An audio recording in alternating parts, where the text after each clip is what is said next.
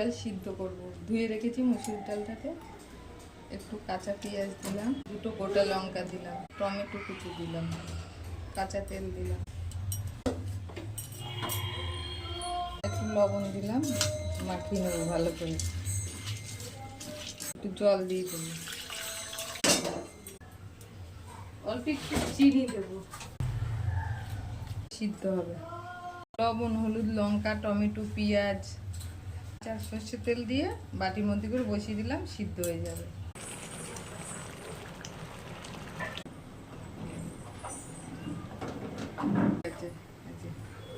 এক সিদ্ধ ডাল, এইভাবে ডাল করে খেয়ে দেখবে।